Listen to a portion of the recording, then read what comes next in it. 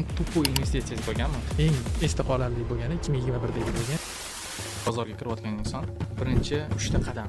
Juda hazillashman. Kung Fu Pandani birinchi seriyasida aytadi-yu, 0-daraja bo'lami deydi-yu, qilib beramiz.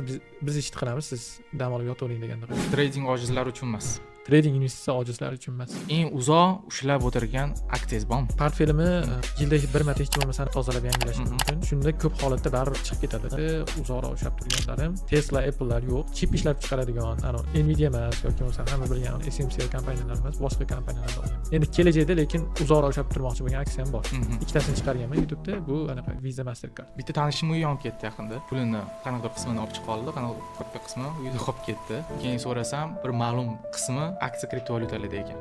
O'zimga o'ylab qoldim-da, yana bitta yaxshigina sabab aksiya va kriptovalyutalarga sarmoya qilish.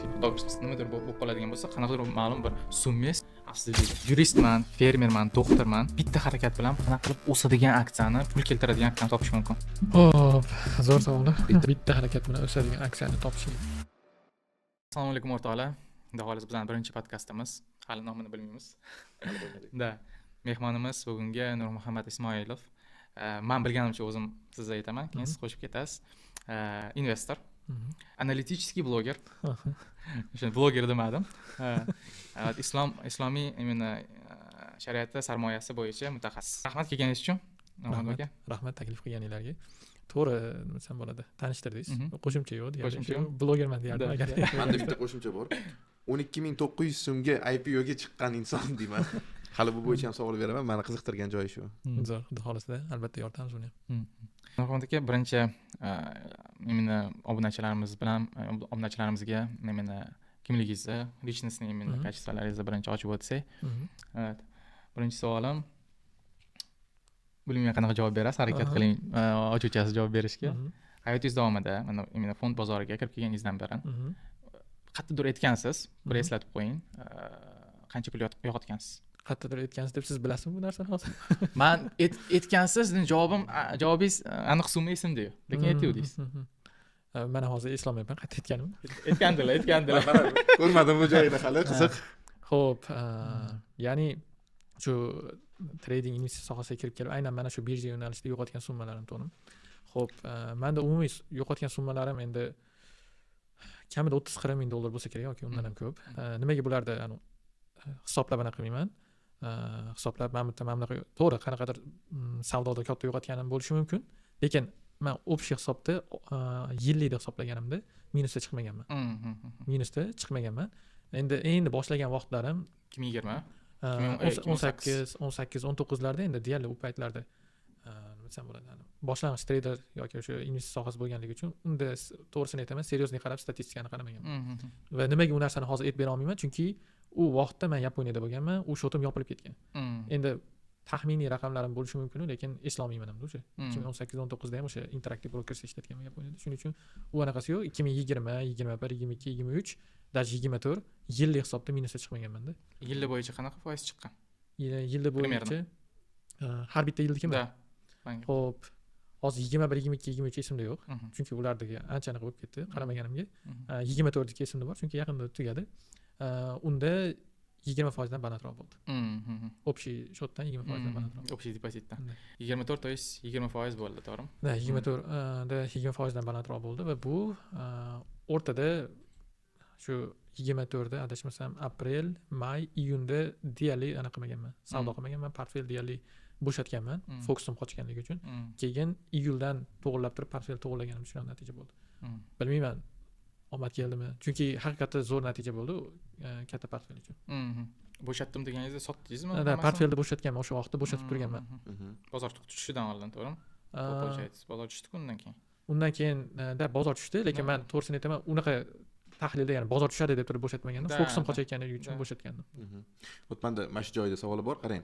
Asosiy yo'qotish o'sha aytayotgan 20% nima tomondan bo'lgan? Emotsional tomondan yo'qotish bor, misol uchun, o'zim bilib turib o'sha xatoni qilaman, emotsiyaga berilgan holda. Ikkinchi yo'qotish, qaysidir joyi bozori bilmayotgan holatda men uchun opit bo'ladi, o'sha opitni sotib olaman. Asosiy yo'qotish qaysi bo'lgan o'sha? Emotsional yoki opit uchun olib turib?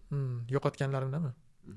hozir 20% dedingiz. 20% yo'qotmagan, men foyda u. Foyda u. U foyda Ha, bo'lgan. foyda 20%. Yo'qot- Yo'qotishmaydi o'sha. Yo'qotganlarimda xo'p, avvalgilarini aytadigan bo'lsak, emotsional holatda, ko'pi emotsional holatga bog'liq bo'lgan. Lekin 24 ichida qaysidir savdolarim minusga kirgan bo'lsa, bu faqatgina tajriba uchun. Konkretno o'zim rozi bo'lib qilganman ko'pini. Ba'zilarida, misol uchun, o'rtada shunaqa bo'ldi. O'zimizning tahlilchilarda anaqasiga ham kirib turib, xato qildim.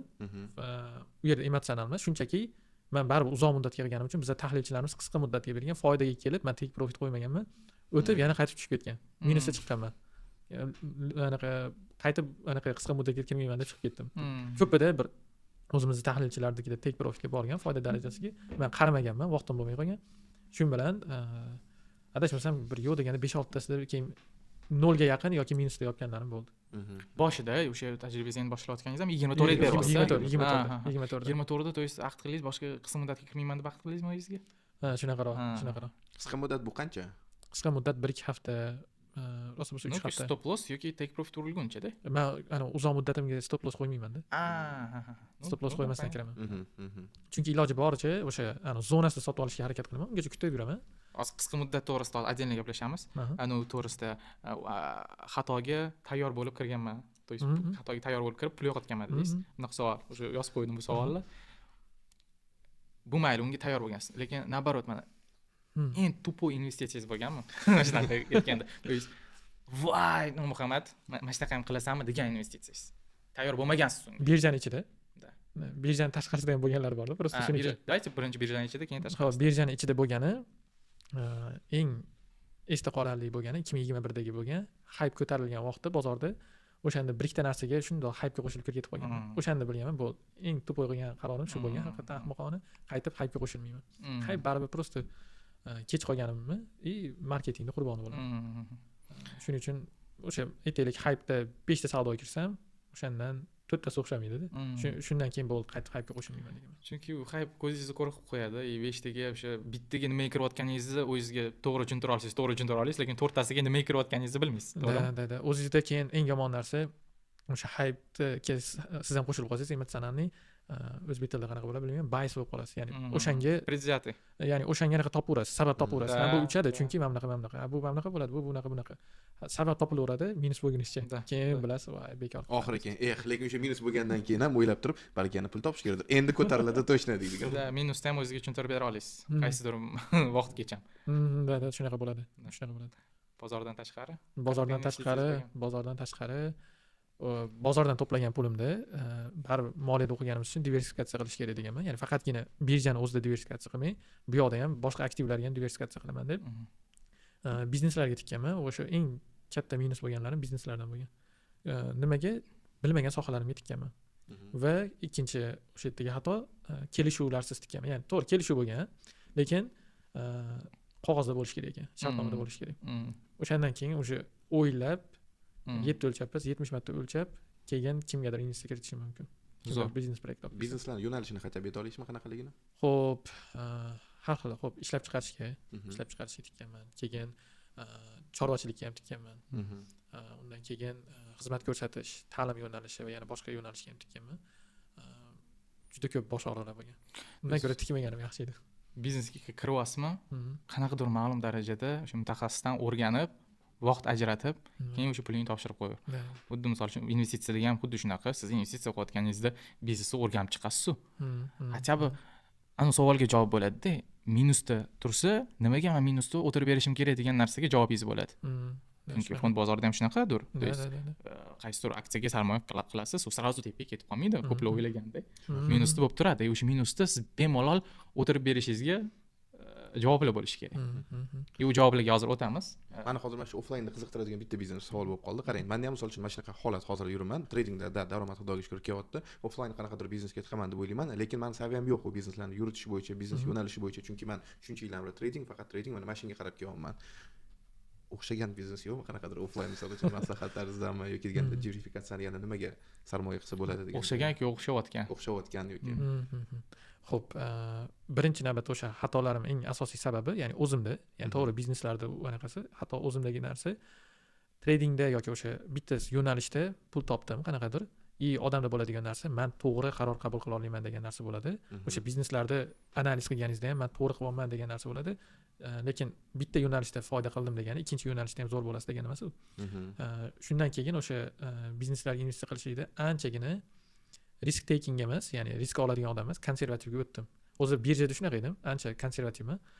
Riskga katta olmayman. Biznesda ham shunaqaga o'tdim. Endi o'xshaganlari bormi deydigan bo'lsa, umumiy qilib maslahat beradigan bo'lsam, o'zingizni sferangizga yaqinroq bo'lgan biznes yo'nalishi ochgan yaxshi ekan.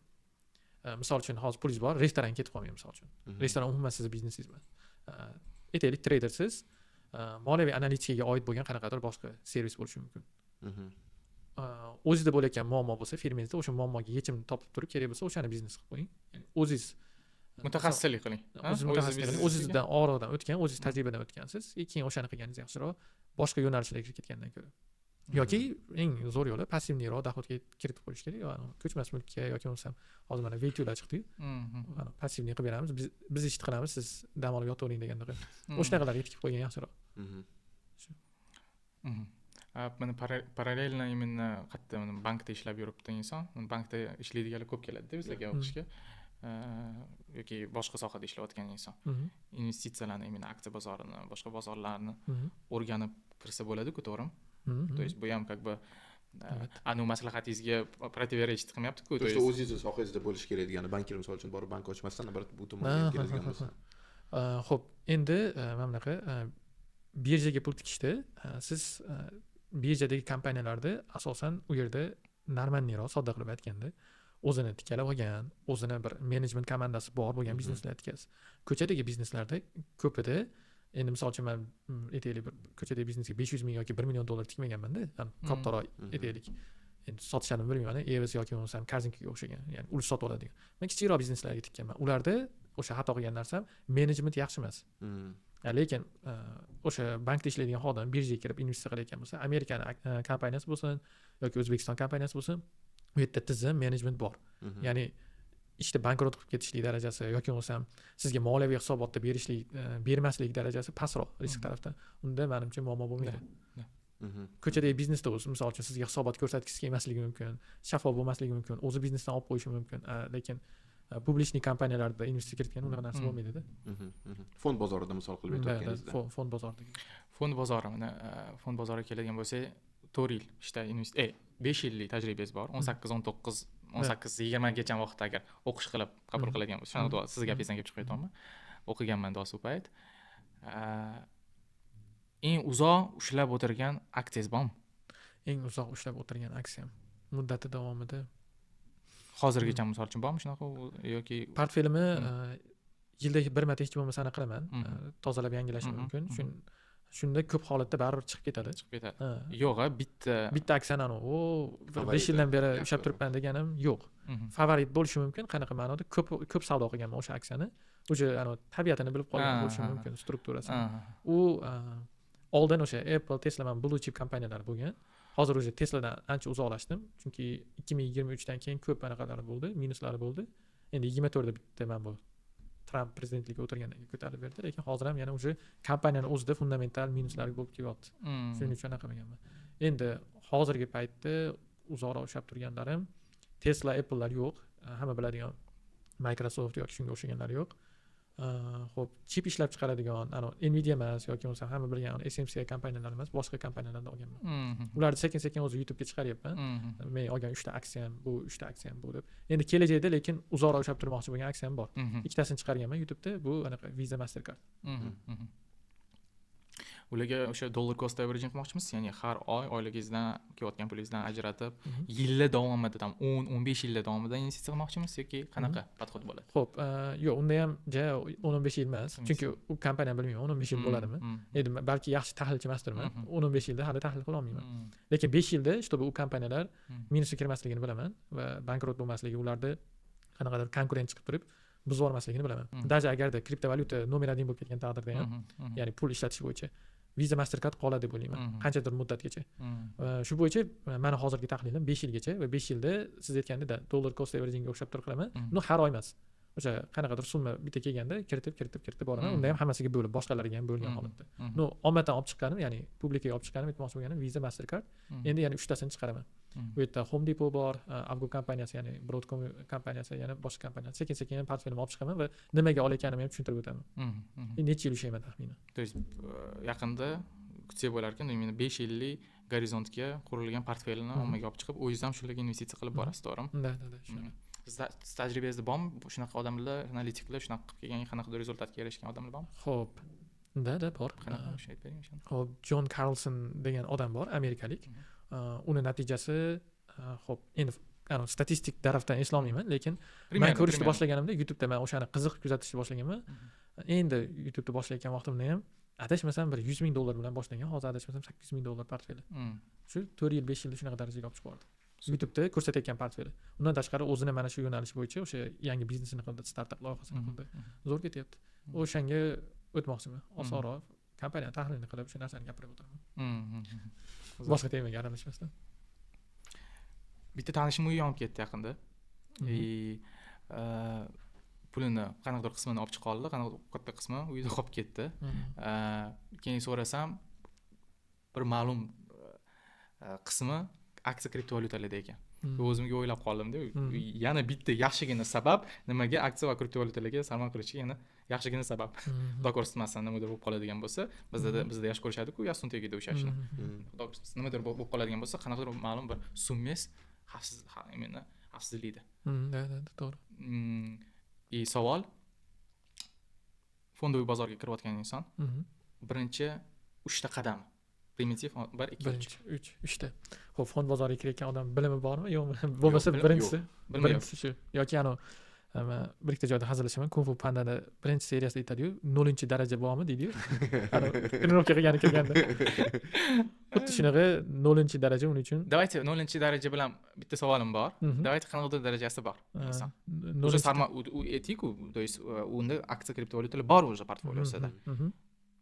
O'sha narsani rivojlantirmoqchi 3 ta qadam. Xo'p, demak biladigan va bor odamga, xo'p, 3 ta qadam. Xo'p.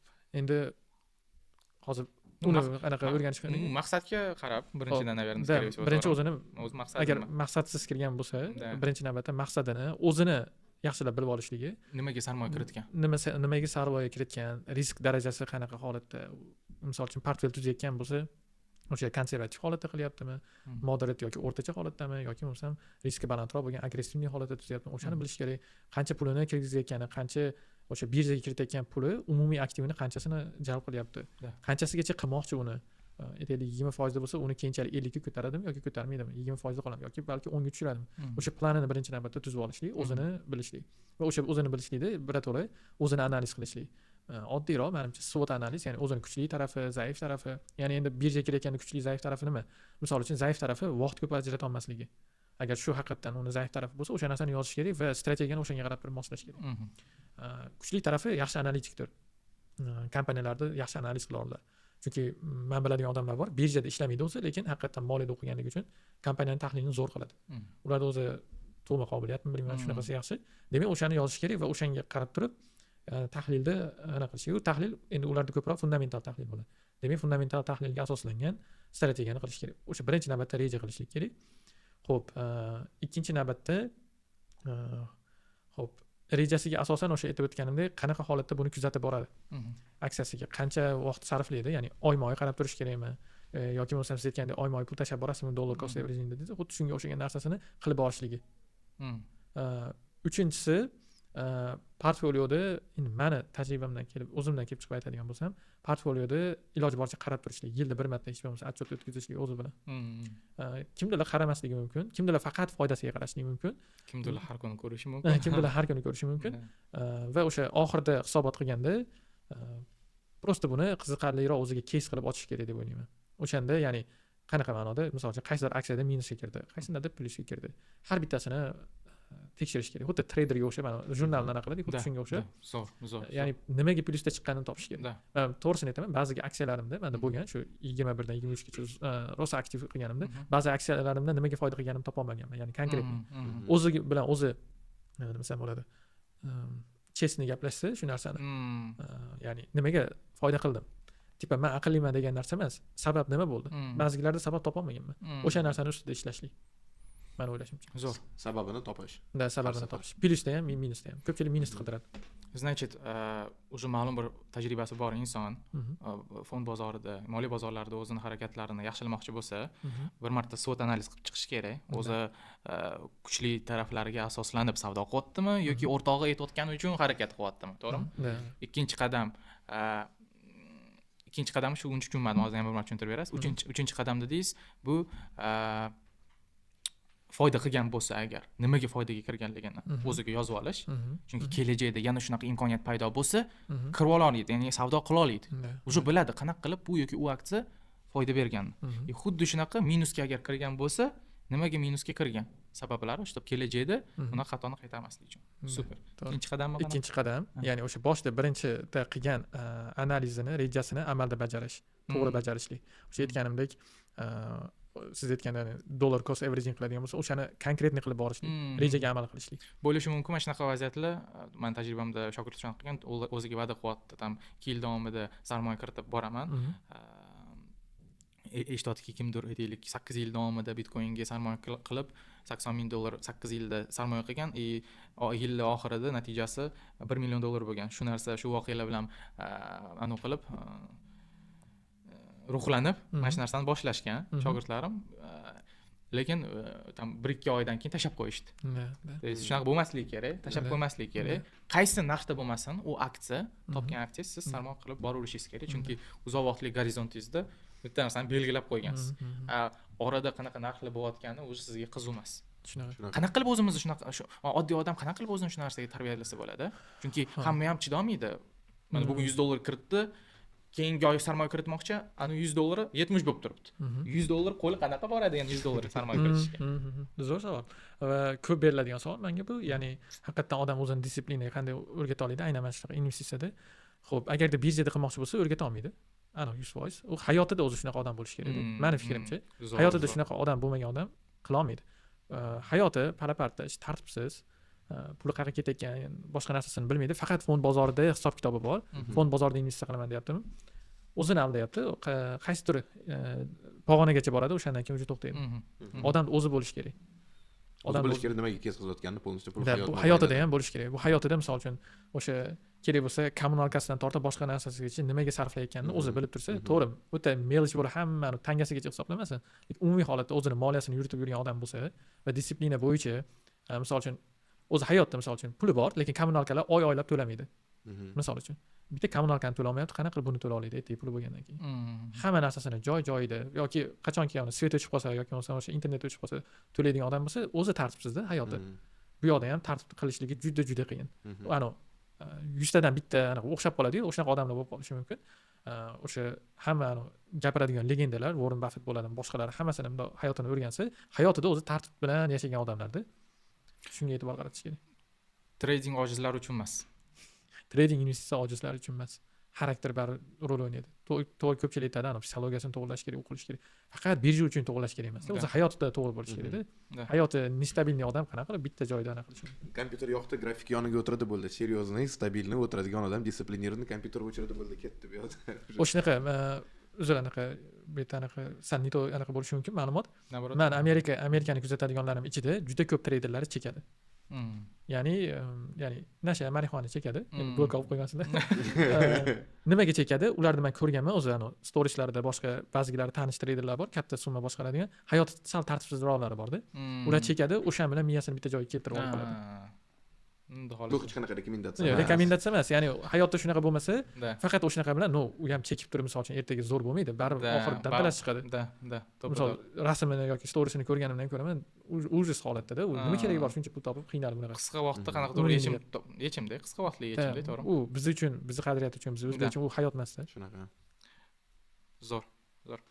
Такой философский savol. O'zingizni birinchi marotaba qachon boy his qilgansiz? Yaxshi savol. Hop. Ya'ni filosofik tarafdan boy his qilishimmi yoki moddiy tarafdan boy his qilishimmi? Hammunisi. Давайте hammasi. Qanaqa boshingizga birinchi keldi? Birinchi qaysi biri keldi? Hop. Misol uchun mana fond bozorida qanaqadir bir ishtirok etyapsiz. Orqangizda tajriba bor. kuzatuvchilar bor, ma'lum bir summa kiritgansiz, foyda qilgansiz. Foyda kichkina bo'lsa ham, zato siz priznaniyani ko'ryapsiz. Misol uchun, balki shunda siz boylik his qilayotgandirsiz. Balki foydani o'zida. balki bir necha million, balki bir necha million Xo'p, boshqarardirsiz. Uni ham ayting. Xo'p, to'g'risini aytsam, ikkala savolga ham ya'ni birinchisiga aytaylik, moddiy tarafdan. Moddiy tarafdan men o'zimni hali boy deb his qilmayman. To'g'risi, balki bu anaqadir. Rostdan pulim kamdir. Balki mendagi psixologik travmadir, bilmayman, lekin boy deb his qilmayman. Xo'p, endi o'zi umumiy holatda filosofik tarafdan boy deb his qilganim shu Yaponiyadagi vaqtimda, ya'ni nima desam bo'ladi? Nimaga yashayotganimni topganimni bilganman. Birinchisi. Unda lekin boylik sifatida emas, shu qaysidir ma'noda shukronalik anaqasi bo'lgan. Lekin konkretniy o'sha boy deb his qilganim bu shu 2024da bo'ldi. Shaxsiy hayotdagi bir ikkita narsalar bo'lgandan keyin o'shanda tushunib yetdim. Ya'ni boyligim nimadaligini. Aytmayman, u shaxsiy narsa. Instagramga ham chiqasiniz chunki, ko'p shaxsiy narsalarni chiqasiniz. Shaxsiy deganda sizni u bir chegara o'ta kattami? Chegarasi o'ta katta. Sizni shaxsiy tomonlaringizni eslaydigan bo'lsam, vaziyatni eslayman. Nechayini suv sepib ketgansiz mashinangizda, kimdirga urishib ketgani siz bilan. O'shani eslayman, bo'ldi shu. Payti ham bo'lgan. Nechayini suv sepib ketganlar, keyin urishib ketganda ular. Uzr desalar ham, ayol kishi bo'lganmi? Ayol kishi bo'lgan. Siz suv sepib borgansiz. Yo'q, endi mashinada yomg'ir yoqqan, yoz oylarida kun issiq edi, yoki bahorda o'ta kun issiq. Men konditsioner yo'qolgan edim, oynalar ko'tarilgan. Ular oynasini ochib olgan ekan. Men telefonda gaplashib anaqada mashinaga qo'yib qo'yganman, e'tibor qaratmaganman. Yo'lga fokus o'ta kirib ketib qolgan. Suv ularga sachrashligini o'ylamaganman ham. Shu mashinada o'tgan. Oynadan. Yo'q, mashinadan. Prosta chuqur bo'lgan, men chuqurligini bilmaganman. Oynadan kirib ketganda, to'g'rimi? Men bosganman, chuqurdagi suv ularga sachrab kirgan. Keyin endi uzr so'rashga harakat qilganman, lekin rost so'kishgan lekin. Rost so'kishgan. Endi keyin ona qilganman, ya'ni ayb haqiqatan menda emas edi. Chunki men ham yomg'ir yog'ayotgan vaqtda oynam ochib olganimda menga ham bir 2 chelak suv shunaqa ketishgan. Bo'ladigan narsa, qochib qutulib bo'lmaydi. Как будто без стоп-лосса просто сделка ochgandagi joyi. Uzr so'rab endi aytganman, agar magazinga kirib kiyimni almashtira olsa ham, misol uchun men to'lab beraman, nima qilib deganman. Faqat so'kishgan, to'g'ri gapda eshitishmagan. Keyin men ham sal qo'pollashganman, keyin sal o'zlarini bosib ketishgan. Bo'lmasam u yerda anaqa bo'lmasdi, shu esda qolgan ekanda. Menda $1000 bor. Og'aynim fond bozorida real foyda qilsa bo'ladi deyapti. Endi u boshida gaplashdik, tajribasi borlarga, endi tajribasi yo'q. Umuman tajribasi yo'q inson qanaqa 3 ta qadam qilsinki, bozorga kirib foyda olish uchun. Xo'p. Men bu og'aynisi bor bo'lish kerakmi yoki yo'q bo'lish kerakmi? Chunki tradingga, investitsiyaga qiling, aka, qo'shiling. Og'aynisi aytadi, keyin kiradi. Bizda sarafonka zo'r ishlaydi. Shuning uchun men hech kim aytmagan, shuning uchun. Chunki meni $1000 bor. Nima qilsam bo'ladi deyapman. Hech qanaqa o'sha tushunchasi yo'q odam birinchi navbatda aytardim, hozir umuman boshqa temaga o'tib ketishim mumkin. Ya'ni til o'rgansin. Rus tili ila ingliz tilini. Yoqmaydi ko'pchilikka bu javobim. Yosh bolalar keladi, masalan, ota-onasi olib keladi, shogird qilib oling, oldingizda yursin. Yoshi nechida? 12, 14, 15, 16. Til o'rgansin deyman. Birinchi navbatda til o'rganib olsin. Trading, investitsiya turibdi, necha asrdan beri turibdi, qochib ketmaydi. Bolalar hali kelajagi oldinda. Til o'rganib kelsin, osonroq, kattaroq natijaga chiqadi. Shuning uchun nolavoy odam birinchi navbatda til ko'nikmasini yaxshilab olgani yaxshi. Chunki biz baribir O'zbekiston fond bozorida katta natija qilishlik hozir pastroq imkoniyati, ko'proq vaqt ketib qolishi mumkin. Amerika fond bozorida ishlamoqchi bo'lsa, globalniy rinokda ishlamoqchi bo'lsa, balki Xitoy kompaniyasini savdo qilar, Yevropaning kompaniyasini savdo qilar. Til kerakda. Ko'pchilik kirib oladi, keyin qiynalib o'tiraveradi. Keyin kursdan kursga o'taveradi. Ya'ni kurs sotib olishni boshlayveradi, ya'ni. Men qo'shimcham bor. $1000 hammasini keyin kursga ishlatib oladi. Da. Shu tilga aytdingiz, qanaqa qo'shilasizmi gapimga? Yoki til o'rgansin, yoki yaxshigina ChatGPT переводчиклар bilan именно kompyuter bilan foydalanishni o'rgansin. Ikkinchisi shu edi, aytmoqchi bo'lganim, kompyuter savodxonligini o'rgansin. Shu kompyuter savodxonligi zaminni qilib ketmaydimi tilni ham hozirgi zamonda-da? Qilib ketishligi mumkin. no men ko'rayotganim ChatGPT edi yoki bo'lmasam shu kompyuterda zo'r ishlatadiganlar ham til biladiganlar bo'lib chiqyapti-da. O'zbek tilini faqat o'zbek tilini bilib turib, ChatGPT da zo'r ishlatayotgan odamni ko'rmadim. Mana bunaqa holatda ko'rdik. Значит, o'sha rivojlanishga, именно kompyuter savodxonligiga ham, именно onlayn pul ishlash uchun Хотя бы kompyuter tushunish kerak, ChatGPT ni yo uni aytadilar-ku, GPT ga o'tishdan oldin meni ham tajribamda shunaqa, GPT dan oldin o'zbek tilini faqat bilib yurgan odam bilmaydi-da. GPT to'g'risida bilmaydi, to'g'risimi? ChatGPT da bildi ham deylik. ChatGPT bo'yicha qidirdingiz, nimanidir tushunmay qolib, o'zbek tilida kontent bormi? Yo'q. Yo'q-da. Juda kichkina o'zbek tilida kontent. Men ham qiynalaman. Yoki Google dan qidirsa ham, misol uchun o'zbek tilida qidirsa ma'lumot chiqmaydi-da. Xohlaydimi, rus tiliga o'tadi, eng kamida yoki ingliz tiliga o'tib turib, muammosini hal qilib ketadi. Shunaqa. Shu til birinchisi, ikkinchisi kompyuter savodxonligi, keyin o'sha anaqaga kirsa bo'ladi, investitsiyaga. Undan ham birinchi navbatda qaysi aksiyalar bor yoki qanaqa qilib buy sell qilaman emas. Undan oldingisi o'zi moliyaviy instrumentlar nima bor, qanaqa risk darajasi bor, fixed income nima degani, aktiv nima degani, shu narsalarni o'rganib chiqish. Oddiy terminlar. Oddiy terminlarni o'rganib chiqish. Ana o'shandan keyin bozorga kirsa bo'ladi. Xo'p, qaraymiz, situatsiya bunaqa. Aytaylikki, hozir ekran orqasida по-любому bor shunaqa odamlar. Men til bilaman deyapti, men ChatGPT ni ishlatishni bilaman deyapti, misol uchun. Keyingisi yana milliard degan serial ko'rganman deyapti. Tем более fond bozor bo'yicha $1000 bor deyapti. Nima qilsa bo'ladi? Keyingi harakati. Keyingi harakati, xo'p, har xil yo'nalishlar bor, ya'ni osonroq qilishlik uchun. Endi professionalniy tarafga qarab ketmoqchi bo'lsa, unda baribir o'rganish, o'qish kerakli bo'ladigan joylar bor. Osonroq varianti, hamma qilishi mumkin bo'lgani. Bu ETF larga investitsiya qilishligi, halol bo'lgan ETF larga yoki bo'lmasam katta investorlarni portfellardagi katta aktivlarni ko'chirishlik eng sodda yo'li. Bemalol bor, Warren Buffettniki bo'ladimi, boshqa katta Peter Lynch bo'ladimi? Copy tradingga o'xshagan narsa? Endi bizda copy trading aksiya yo'nalishida qiyinroq, ya'ni O'zbekistonda turib hozir copy trading qila olmaydi aksiyalar bo'yicha. U platformalar O'zbekistonga dostуп yo'qda. Shuning uchun nima qilishi mumkin? O'zi ko'chirishi mumkin. O'sha $1000 o'sha portfelni narigisini oladi, deylik, kimdir portfelida 50 ta aksiya bor, o'shandan top 10 tasini yoki top 20 tasini oladi, o'sha $1000 ga chochib oladi. Proporsional holatda o'shanikiga bir xil qilgan holatda. Bu bitta ko'chirish yo'li. Bu katta investorlikni ko'chiradi, bemalol xohlagan payt ko'rib, yana to'g'rilab olsa bo'ladi. Xo'p, ikkinchisi men ko'proq aytadigan narsam, o'zi bozorda sekin kirib ko'rishlik. Ras investitsiya qilyaptimi? Amerika bozorini prosta kirib ko'rsa. Ya'ni qanaqa ma'noda? U Amerika iqtisodiyotida nima bo'lyapti? Hozir kim prezident, qanaqa kompaniyalar bor? Hech yo'q o'sha SP 500 ta prosta kompaniyalarni 500 tasini ko'rib chiqsan, prosta listini, nomini o'qib chiqsan, o'sha yerdan keyin belgilasan o'zini biladigan kompaniyalarni. O'sha yerda eshitgan kompaniyalar mahsulotini sotib olgan. Balki mahsulotini sotib olganda, o'sha hozir iPhone ishlatayotgan odam konkretniy Apple anaqasi kompaniyasini biladi. Shunga o'xshagan yana boshqa kompaniyalar Visa, Mastercard ishlatadi hamma hozir. O'sha kompaniyalar topadi va mana oddiy qoidam bor investitsiyada, yaqin 3 yillikda yoki 5 yillikda yo'q bo'lib ketmaydigan biznes nima deb o'ziga savol beradi va o'sha bo'yicha anaqa qiladi. Kompaniya tanlaydi. Endi biznes tushunchasi bo'lmagan inson qanaqa qilib savolga javob beradi? Nima yo'q bo'lib ketadi, nima yo'q bo'lib ketmaydi? Qanaqa qilib uni aniqlasa bo'ladi? Xo'p, yo'q bo'lib ketmaydigan masalalar, misol uchun nimani inobatga olish kerak? 5 yilda mabodo deylik, qaysidir Amerika qanaqadir yana urushga qo'shilib ketdi deylik, tinch o'tirmaydigan joyi bu. Yoki qanaqadir kasallik chiqdi. Shunaqa nimadirlar bo'ldi. Nima bizneslar, nima xullas o'lmaydi. Nimani biznesi o'lmaydi.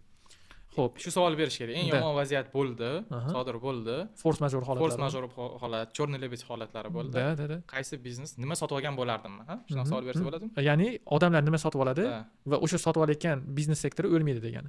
Birinchi navbatda oziq-ovqat sektori. Oziq-ovqat sektori urush bo'lsa ham o'lmaydi, Covid bo'lsa ham o'lmaydi, yaxshilik, tinchlik bo'lib bayram bo'lsa ham o'lmaydi. Ya'ni odamlar doim yeydi. Urushda kamayib qolishi mumkin, qaysidir ma'noda, lekin baribir davom etadi. Urush bo'lsa bo'lmasa odamlar yeydi. Demak, oziq-ovqat sektori. Oziq-ovqat sektorida misol uchun restoranlarnikini ko'rish mumkin yoki bo'lmasam endi Amerikan kompaniyasini aytsam bilmaslik mumkin. Xuddi biz O'zbekistonda Havas, Korzinkaga o'xshagan kompaniyani topish mumkin. O'shanaqaga investitsiya kiritishligi. Undan tashqari yana nima? Energetika sektori, urush bo'lsa ham, boshqa narsa bo'lsa ham o'chirilmaydi odatda. Demak, mana shu sektorlarga energetika sektorining ichida misol uchun yoqilg'i sektori bo'lishi mumkin. Keyingisi yana nima? Hozir xohlaymiz va xohlamaymizmi? Texnologiya sektori. Texnologiya sektorida endi juda ko'p ichida yana ketaveradigan anaqa. Xo'p, cloud system bo'lishi mumkin yoki bo'lmasam chiplar bo'lishi mumkin. Aytaylik, urush bo'lganda chiplar to'xtatilishi mumkindir. Kompyuterga e'tibor qaratilmasligi mumkin, lekin qaysidir texnologiya qoladi. O'shanaqa qilib, men o'ylashimcha, kelajakda shu force major bo'lgan holatda nimalar o'lmaydi deb turib qo'yishlik savol. O'tman mana shu chiplar bo'yicha menda savol, misol uchun aytyapsiz, to'shda qanaqadir aytaylik, xudo ko'rmasin, pandemiya situatsiyasini olamiz, chiplar ishlab chiqarish to'xtaldi. O'sha paytda chiplarga sпрос katta bo'lgani uchun ular narxi ko'tariladimi yoki deganda ishlab chiqarilmayotgani uchun narx imkon qadar tushadimi mana shu paytda? Qanaqa logika o'tda ishlaydi? Xo'p, ya'ni narx tushadimi, narx ko'tariladimi Da, demoqchiman. misol uchun ishlab chiqarish to'xtagan, lekin u chipga sпрос bor. Sпрос borligi uchun qanaqa misol uchun ishlaydi? Narxlar ko'tarilib ketib, qaysidir baland narxda sotib olishga ham tayyor bo'ladimi yoki narx ishlab chiqarmayotgani uchun alternativa qidirish boshlashadi? Siz optingizni biling. Xo'p, endi bizning optda bo'lgani shu Covid vaqtida bo'ldi. Undan oldin chip bo'yicha unaqa dunyo bo'yicha katta muammo bo'lmagan, menimcha. Bo'lgan bo'lsa ham men u paytda yo'q edim. Savdo qilib aytganda. Unda talab oshdi. Talab oshgani siz aytgandek to'g'ri va narx-navo oshdi. Narx-navo oshgani bu men bitta videoda ham aytib chiqqanman. O'zbekistonda bilsanglar kerak, Gentra narxi ko'tariladi. Shu Coviddan keyin 21-22larda. Da. Nimaga desa, chip yo'qligidan deyishdi. Ana magnitofonlar chiqmadi, bilsanglar, chiplar ishlab chiqarilmayotganligidan bo'ldi. O'sha narx ko'tarilishga даже O'zbekistondagi o'sha GMD Gentrasigacha ta'sir qildi narx ko'tarilishiga. O'sha chip yetkazib bera olmagandan, tanqisli bo'lgandan rosa anaqa bo'ldi, mining ko'tarildi o'sha yillarda. Ana nima deydi? Video kartalar narxi qanaqa bo'lib ketdi? Вообще, misol uchun men kompyuter terdirishga qiynalib qoldim. Hamma mining olib ketib qolaverdi. $100 turadigan video karta $400 bo'lib ketdi. O'zbekistonda. Misol 500, 600, 700 dollarlar $2000 chiqib ketgan. Rosa qiynalganman. Oddiy ofisga olinadigan $1000, $1500 teradigan kompyuter 2000 yoki undan tepasiga terdirganmiz. Bo't, mana shu video karta bo'yicha menda bitta savol. Aytaylikki, yana boyaga bolaman, hisoblaylik. $1000 bor hali ham. $400 video karta. 2000 qilib kelmadingizmi shuncha vaqtda? Hali qilmadim. $1000, $400 video kartalar chiqib ketdi deysiz. O'sha paytda ham aksiyalarning ham narxi ko'tarilgan, естественно, ham fiziki video kartalarning ham narxi ko'tarilgan. O'sha paytda menga nima выгодныйroq bo'lardi? Video kartalarni olib turib, o'zbekchilik bozori qanaqa? Sotib oldim, qo'limga oldim, tamokalarga qo'ydim yoki Instagramga qo'yib sotib yubordim. Или bu yerda aksiyani oldim, aksiya orqali sotaman, oldi sotib qo'yaman. Qayerda effektivность ko'proq deb bilasiz? Effektivностmi, foydami? Foyda deylik, mayli. Foyda shu ko'chada video karta olib sotgani foyda. Qo'ldan qo'lga olib sotgani marja yaxshiroq albatta. Misol uchun bizga odamlar keladigan birjada foyda qilishlikni so'rab keladi-da, lekin men shunaqa savol bersa, men aytaman, ko'chada foyda kattaroq bo'ladi. Qisqa fursatda. Ya'ni amerikanlar flip deydi, ya'ni oladi, sotadigan anaqa. Biz o'zbek tilida nima chayqovchimi deydi adashmasam. Olib sotar. Shunaqada bunda ko'proq foyda qiladi qisqa fursatda. Misol uchun arbitraj deymiz, rosa anaqa bo'lganda rosa foyda qilishdi-yu, уже tushib ketdi-yu. Bu boshqa anaqa video kartadan ham tushib ketadi. Dalgasrokda birjada yutishi mumkin. Ya'ni kattaroq foyda bilan chiqishi mumkin yutish deganda. Lekin men qisqa fursatda pul qilmoqchiman, ko'chada qilaversin. Ko'chada yaxshiroq foyda qiladi. Misol uchun agar menda shunaqa qilmoqchi bo'lsam, aytaylik 100 mingim bor, birjada investitsiya qilganman yoki ko'chada shunaqa moment bo'lib turibdi, ko'chada qilganim yaxshiroq. Agar foydasini o'ylasam faqat qisqa muddatda, konkretniy ko'chada foyda keladi. Endi riski ham bor o'shanga yarasha. Ko'chada foyda bor deyapsiz. Birjadachi qisqa muddatli savdolar to'g'risida signal kanali ochibsiz. Mana shu haqida gaplashamiz. Undan oldin o'tgan temani yopib ketaylik, og'ayni temasini yopib ketaylik. То есть $1000 bor, novichok, birinchi 3 ta harakatlari, o'sha aytdik, til bilish kerak. Kompyuterni yaxshi o'rganish kerak. Uchinchi qadam terminlarni o'rganish kerak. Keyin o'sha savol berib kirish kerak. Sal bo'lsa o'sha bu narsani o'sha bilaman degan inson nima qilish kerak? Birinchi o'chirish kimni kuzatyapman, ya'ni kimni kuzatyapman degan savol. Sorosmi, Warren Buffettmi, Katie Woodmi, o'sha katta kompaniyalarni pul boshqaradigan odamlar nimaga sarmoya kiritgan? Keyin o'sha o'zingiz уже $1000 ga pul qo'lingiz tegadi, sekin bozorga kirishni boshlaysiz. Xuddi shunaqa Katie Wood, Warren Buffett qilgandagi sektorlarga bo'lib chiqish. Sektorlardan aytdingizki, nima yo'q bo'lib ketmaydi kelgusi 5 yil. Chunki katta ehtimol bilan tajribasi ozgina bor inson ham, tajribasi yo'q ham psixologiyaga duch keladi, aksiya tushib ketganda qo'rqib sotib yuborishi mumkin. Uni oldini olish uchun nima yo'q bo'lib ketmaydi kelgusi 5 yilda. Siz aytdingiz, texnologik kompaniyalarning bir xillari yo'q ketmaydi. Oziq-ovqat va ETF dedingiz. Energetik sektor. Energetik sektor. ETF-chi? ETF-da misol qilib aytganimda, ETF ham yo'q bo'lib ketmaydi, u ana ko'chirmachilikka. ETF ham ana indeks-ku, to'g'ri, indeks o'tdan безопасныйroq. Shunaqa. Davrlar ahamiyat berayotgan bo'lsanglar, hokimlar aytayotgan narsalarni men qisqacha xulosa qilib ketyapman. Harakat nimada? Bu podkastimiz maksimal praktik bo'lsin. Eshitayotgan odam borsin-da, mana 1 2 3 4 qadam bekorga so'ramayman sizdan. Shu qadamlarni o'zini mendan tajribasida qo'llasin. Agar shunaqa podxod sizlarga yoqayotgan bo'lsa, bitta laykdan qoldirishsin, nima deysiz? Bo'pti, keyingi savol. Savolingiz bormi? Yo'q. Signal kanal dedim. Rahmat. Signal kanal ochibsiz. Po-mo'm ancha yil davomida bunga tayyorlanib keldingiz. Chunki signal kanallarni siz ham man ham bilamiz qanaqa ishlashini. YouTube videolaringizda ko'rdimki, bu signal kanal oddiy emas. Kirgandan keyin odam birinchi qo'llanmani ko'radi, qanaqa foydalanish kerak bu signal kanal bilan, qanaqa foydaga o'zini tayyorlash kerak, foydalarni ochiq oydin ochib berdingiz. То есть signal kanal haqida nima bera olasiz? Signal kanalni xo'p, uzoq muddat tayyorlamadik. 2024da biz investorlar bilan ishlashni boshlaganmiz. O'shanda endi u yerda ham tipa signal kanalga o'xshaganroq tahlillarni biz qilib beramiz, ko'p anaqasini yordam qilamiz. Nimaga sarazu qilib bermagansiz?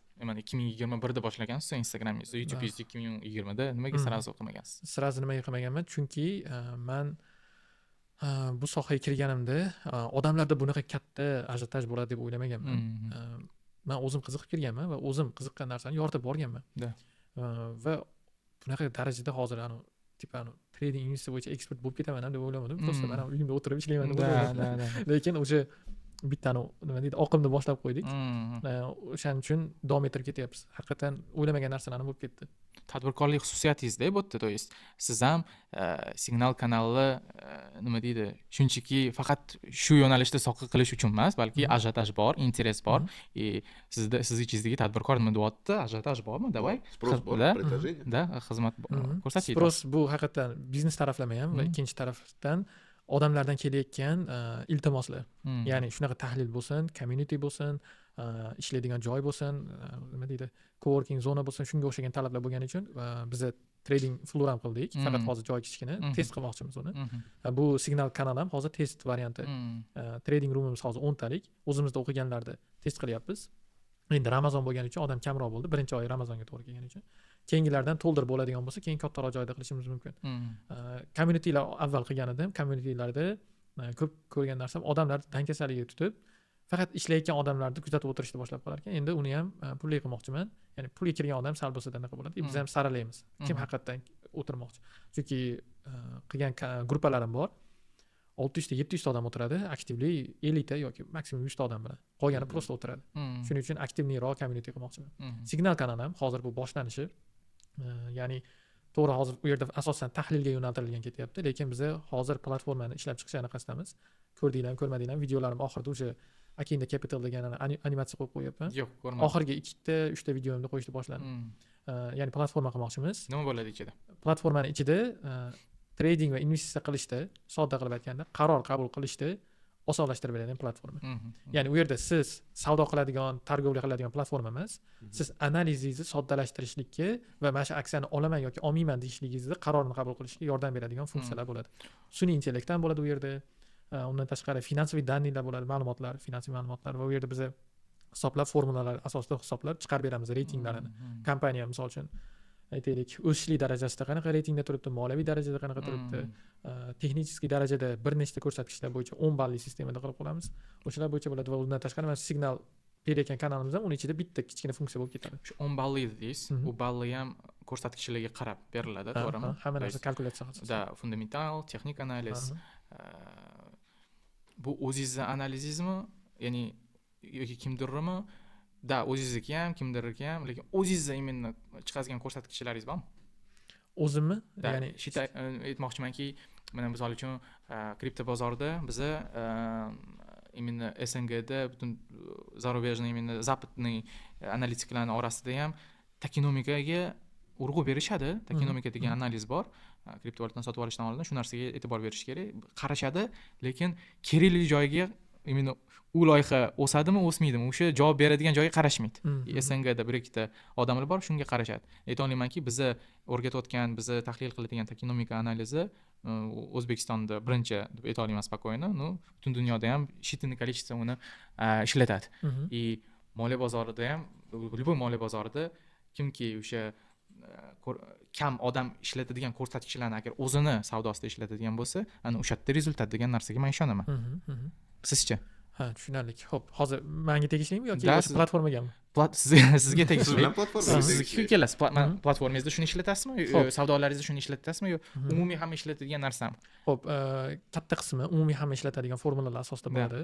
O'sha soddalashtirilgan holatda baribir moliyachi ko'rsa tushunadigan tilda ko'p formulalar bilsangiz, o'shani soddalashtirib oddiy raqam tizimiga keltirib beramiz va u yerda o'sha raqamni ham kerak bo'lsa ranglab qo'yamiz. Misol uchun 6 bo'lsa, misol uchun sariq yoki qizil, 7-8 bo'lsa demak yashil, demak buni olsang bo'ladi va o'shandan kelib chiqib turib umumiy scoringni qilamiz va undan tashqari platformada bo'ladi o'sha bizni proyekt nomidan, ya'ni o'sha Akindani qo'yayotgan bunga analizi yoki bo'lmasam values deb turib chiqaramizda o'sha yerda beriladi. Faqat bu yerda ham ko'ramiz qanchalik biz o'zimizni formulalarni ishlata olamiz. Birinchi taraflama, texnik taraflama ko'rib chiqamiz, chunki u yerda juda ko'p aksiya bo'ladi. Hammasini bitta qo'lda kiritib chiqish qiyin bo'ladi. Chunki platforma bo'lgandan keyin hamma narsa tezda bo'lishi kerak. Va ikkinchi taraflama bizni hozir o'ylantirayotgan masala bu beradigan tahlillarimiz qonuniy tarafdan qanaqa bo'ladi, nima bo'ladi, himoyasi. O'sha narsalarni chiqqanimizdan keyin ko'ramiz qanchasini bera olamiz. Tushundim. Ya'ni nima bo'ladi? Avtorskiy hisob kitoblarimiz. Agar umumiy formulaga asoslanganroq bo'lsa va u moliyaviy anaqada bo'ladigan bo'lsa, uni berish osonroq bo'ladi. Lekin o'zimiz ya'ni tahlildan tashqari bilmayman, intuitsiya nimalardir qo'shib turib qilgan narsamiz bo'lsa, unda uni bilib olishim kerak. Qonuniy tarafdan qanaqa bo'lishini. Hozir Signal kanal testovi unda jarayonda dedingiz, rezultat ham 1 oylik, 2 oylik faqat rezultat bor, to'g'rimi? 2 oylik. Qanaqa bo'ldi? Xo'p, 2 oy emas, 3 oy ekan deyarli. Dekabr, yanvar, fevral, martga endi chiqadi. Endi bu video keyin chiqsa kerak-ku. Xo'p, dekabrda yaxshi bo'ldi. Xo'p, yanvardagi to'g'risi esimda yo'q. Yanvardagini oylik hisobotdan chiqarmadim-da. Dekabrdagini qayerdadir qo'ydim. Qayerdadir chiqarib berdim. Shuni hisobiga esimda bor. Yanvardagi esimda. Oxirgisi. Fevralda foizda depozitdan qanaqa? Dekabrda 4% cheydi, adashmasam. 4.25 lekin. Da. Butun depozitdan, to'g'rimi? Depozitdan hisoblangan. Da, unaqa emas, men ko'rganman bir ikkita traderlarda bunda 30% foyda qildi, bunda 20% foyda qildi, hammasini qo'shtirib 8%. Umumiy hisoblab berishadi yana. Kim shunaqa qilib hisoblaydi? Men hayron qolaman.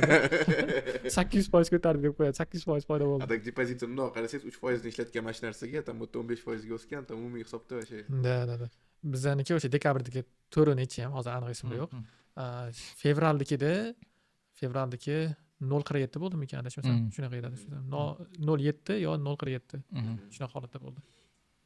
Bu oylarni mana hisoblayman. Yaxshi nabir bunaqa fevral statistikasidan kelib chiqqan holda fevral to'g'risi mana kriptovalyuta bozorida qancha qiynadi. Shu rosa tariflarda rosa anaqa qilayotgan vaqtda bo'ldi-da. Martda yaxshiroq bo'ldi, adashmasam. Hali oylik hisobotni ko'rmadim, lekin haftalik hisobotni ko'rganimda yaxshi natijalar bo'layotgan. Bu yil o'zi nima kutyapsiz bozordan? S&P 500, asosiy shu ключевой indekslardan, Amerika iqtisodiyotidan. Xo'p, o'sish, menimcha yilning ikkinchi yarmidan keyin. Hozir o'sadi deb o'ylamayman. Yana bitta yaxshilab pastga botirib olishgandan keyin bo'lsa kerak. Hozir misol uchun ba'zilar bor, bilaman, чтобы ikkilanib turganlar bor. Ya'ni bozor tushib ketarmikan endi deb turganlar bor. Ya'ni o'shalarni ham umidini yo'q qilib, bitta pastga tushirib olgandan keyin, hammani o'sha chiqarib olgandan keyin sekin o'zlari arzon paytga degandan keyin, bozor skam bo'lib foyda qilmas ekan, undan ko'ra video karta sotaman deb o'tib ketgandan keyin sekin ular kirishni boshlaydi deb o'ylayman. Ключевой stavkalar nima bo'ladi deb o'ylaysiz? Qachondan tushadi? Mana hozir stavkalarmi? Stavkalarga endi ana bir narsa deya olmayman, chunki ikkalasi chiqish olmayapti, bilyapsiz, Tramp bilan Pavel bilan Tramp chiqish olmayapti, lekin agarda Trampga qaysidir ma'noda ishonsam tushish kerak. Chunki u tushirishi kerak, davlat qarzlarini to'lash kerak, foiz stavkasi tushib berishi kerak. Endi bilib bo'lmayapti Trampdan qanaqasini. Har xil yangiliklar qilib tashyapti. Oqim qilib beryapti davlatga, haqiqatan yaxshi pul, misol uchun qarzlarini o'sha hozir mana shu Visa Gold hozir ishlab chiqardimi? Visa Gold emas, Zolotoy. Da, o'sha Zolotoy Visa ishlab chiqardi. O'sha yerda ham normalniy katta summa oqib keldi. O'shandan ham qaytib qarzlarini yopish. Men ko'raman to'shto strategiyasi juda ham boshqacha haqiqatan. Men ham kutgandim to'shto ключевой stavkalarni chiroqlab turib davlat qarzini qanaqadir yopadi, lekin bu yerda sразу yengillik kelib chiqyapti. Men kutmagandim bunaqa yengillikni haqiqatan. Ya'ni stavkani tushiramiz, boshqa tarafdan yopib beradi. Shunaqa biznesmen, lekin juda ham zo'r ishlayapti. Mana shu tomonda menda savol, misol uchun inauguratsiyadan keyin bozor, imенно fondoviy bozor qanaqadir o'zgarishlar berdimi sizlar tomondan? Undan keyin fondoviy bozor tomonidan menga qiziq. Bozor undan keyin ya'ni tushdi faqat tushdi deb bilaman-da. Ungacha yanvarda boshida sezilgan bo'lsa bitta ko'tarildi, ya'ni Tramp prezident bo'lyapti deb hamma zo'r kutgan edi, lekin Tramp o'sha prezident bo'lgandan keyin unaqa bo'lmadi. Men o'sha yanvarda ko'tarilayotgan vaqtida endi qo'lim tekkan edi. Men safarda edim dekabrda. Ko'rgan edim, чтобы uni qo'yayotgan rejalarida o'zi haqiqatan bir ikkita narsalar sal anaqa edi. O'sha tariflar qo'yishligi, adashmasam 2025 degan proyekt to'g'risida, sekretniy proyekt to'g'risida gap chiqib ketdi-yu. O'shanda o'sha tariflar, ya'ni bir ikkita masalalar bo'yicha bo'lganda o'zi ikkilangandim. O'sha Tramp nimadir neto narsa qiladida deb. endi men kuchli analitik bilmayman o'zim. Bundan o'sha 1 yilcha avval o'sha prezidentlik ya'ni kampaniyalari boshlanishidan avval bitta analitikni ko'rgandim. O'sha Trampni ham xatolarini prezident bo'lsa nima xatolar qilishini aytib bergan. Просто o'sha videoni keyin topa olmadim. Zo'r gapirgan. Kech payt uxlashdan oldin ko'rdim, keyin yana qaytadan eshitib anaqa analiz qilib olishga topa olmay qoldim videoda.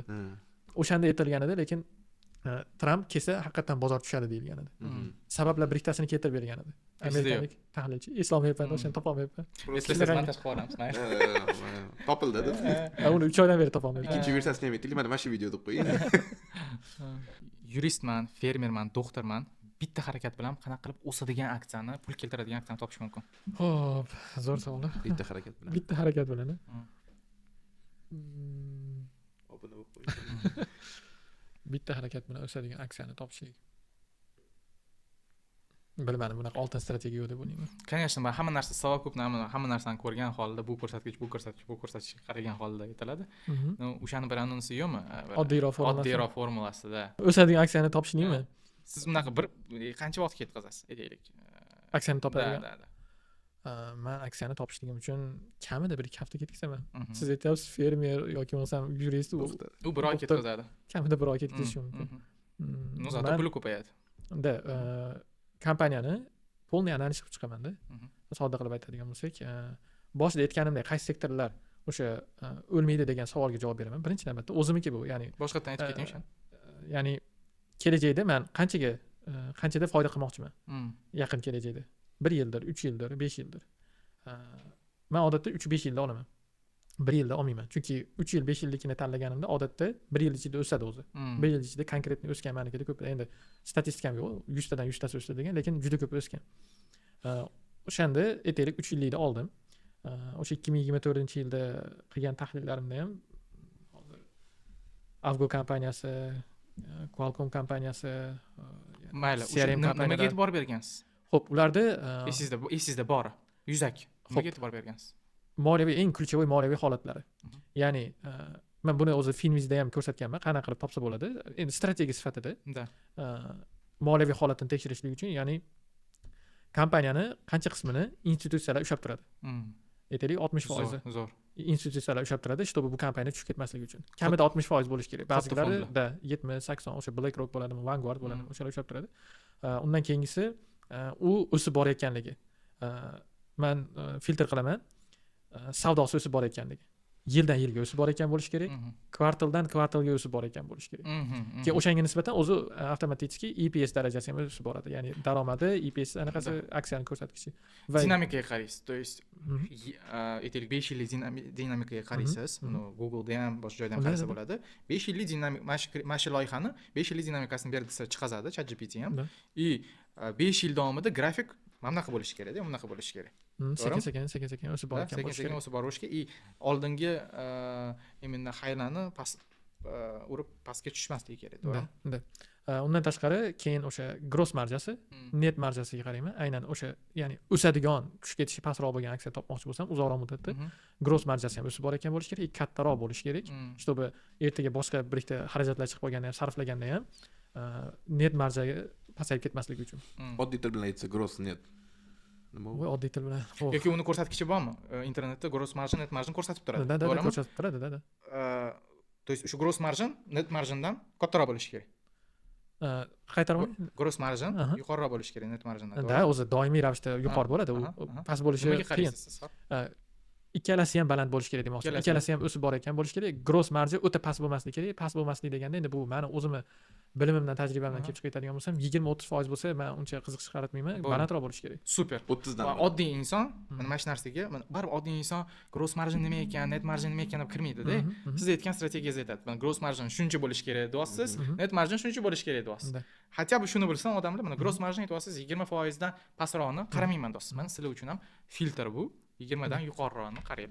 Adashmasam o'sha men suhbat davomida aytdim, Visa bilan Mastercard'da gross marjasi 60 dan baland edi, adashmasam.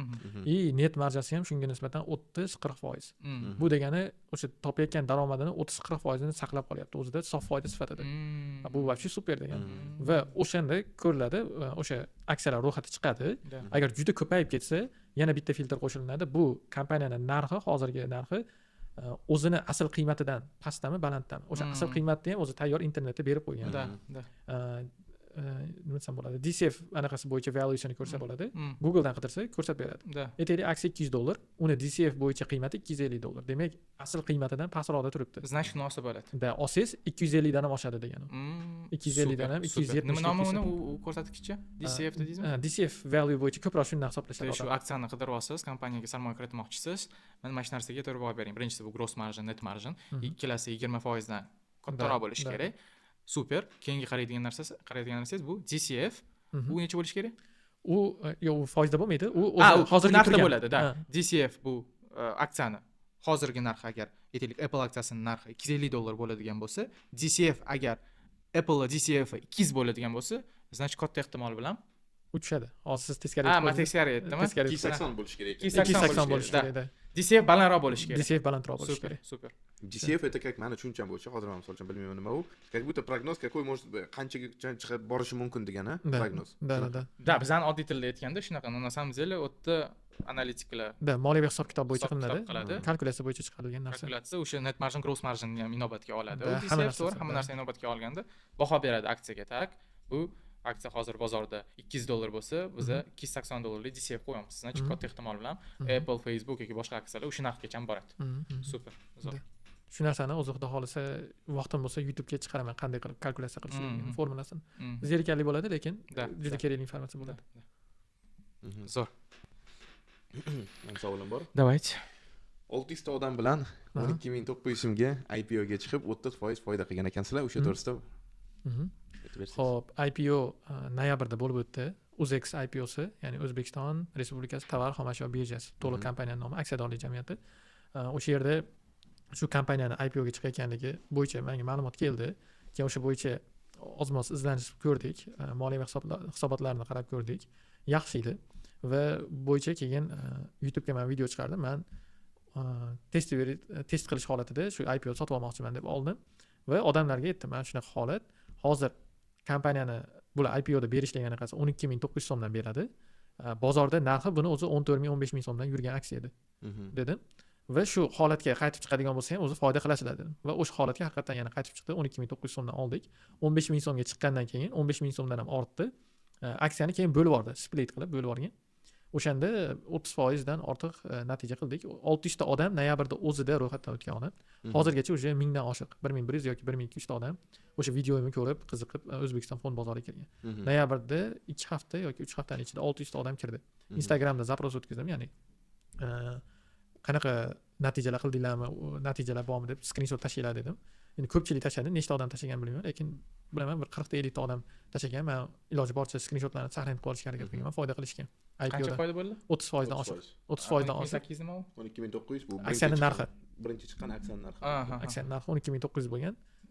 O'sha sarmoya qilgansizlar, 600 so'mdan sarmoya qilgansizlar.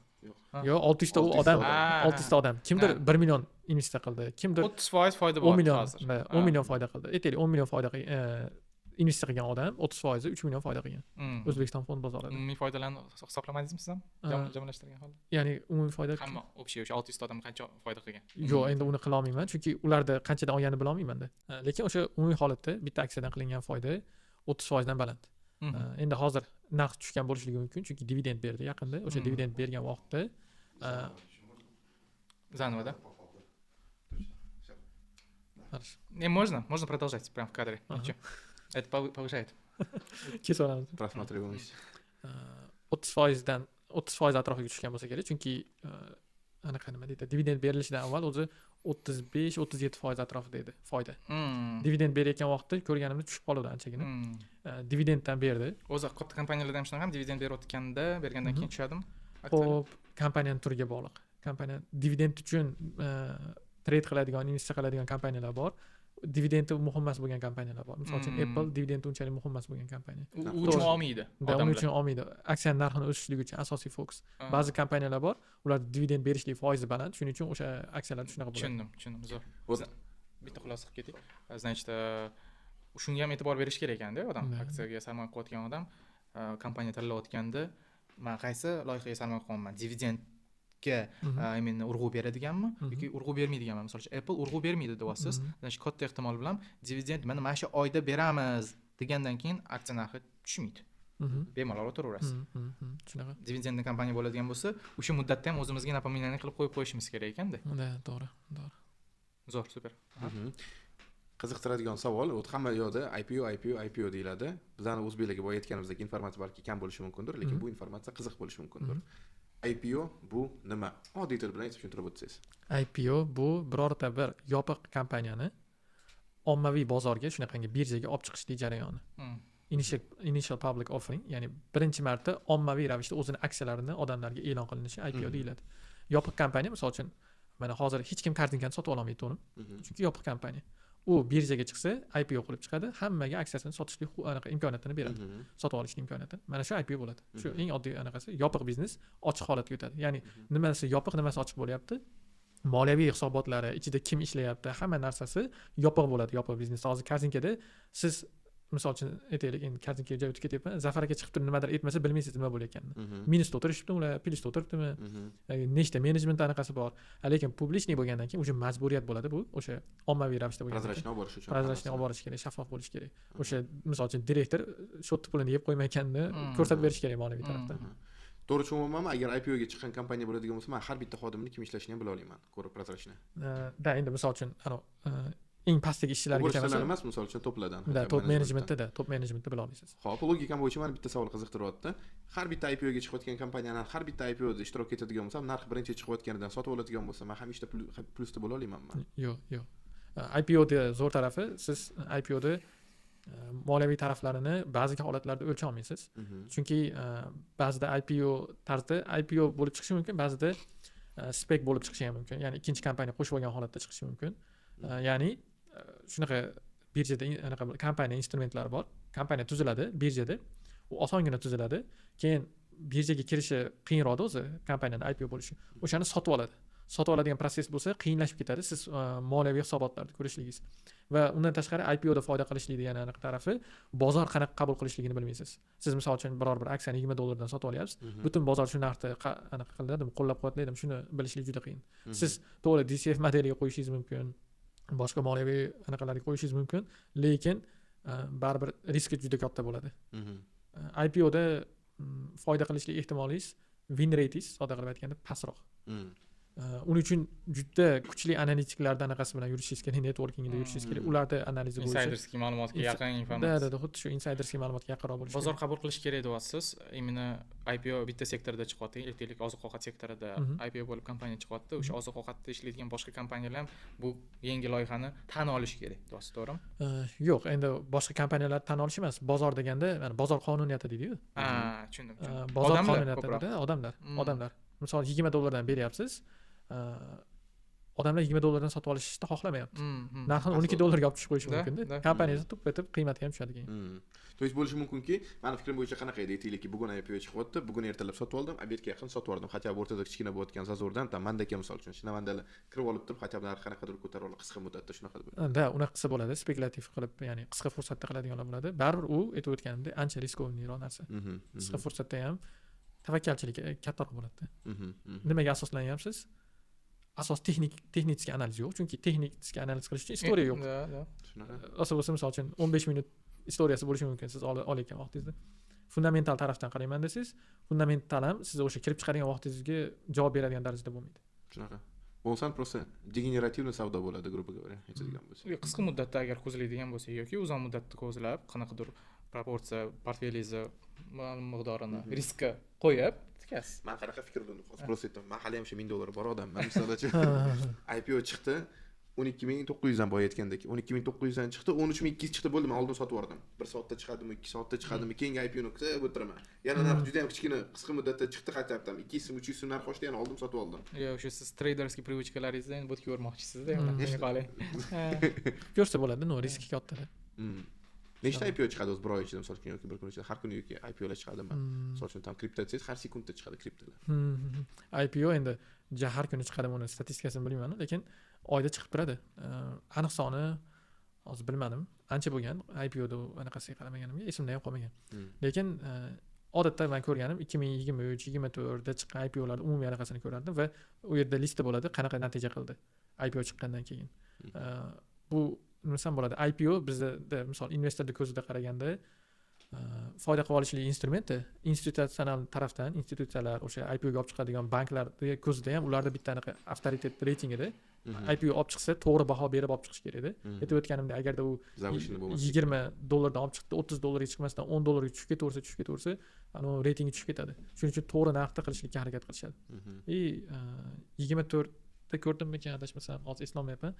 Yo 23dami IPOlar yaxshi bo'lmagan. IPO va SPAClarda umumiy statistikasi yaxshi bo'lmagan, ya'ni foyda olib kelganlarning soni juda kam bo'lgan.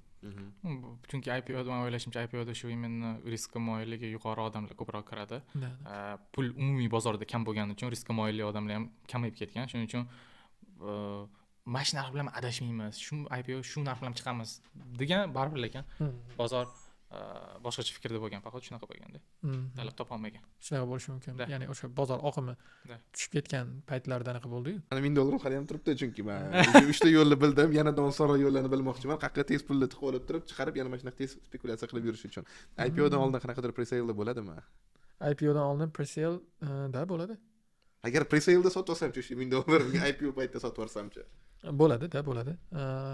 Endi men bari tahlil qilishingiz kerak edi kompaniyani. Ya'ni pre-sale berilyapti deb misol ko'p chiqadi kompaniyalar. Har bittasini sotib olaversangiz, nechaga chiqishini ham bilmaysiz, tahlilingiz bo'lishi kerak-ku. Aytaylik, bilmayman, $10 dan berilayotgan aksiyani $12 da sotib olaman deyapsiz, lekin o'sha $12 ga chiqqanda sotib olasizmi? O'sha narsasi ham bor-da. Yoki 13 ni kutib o'tirasizmi?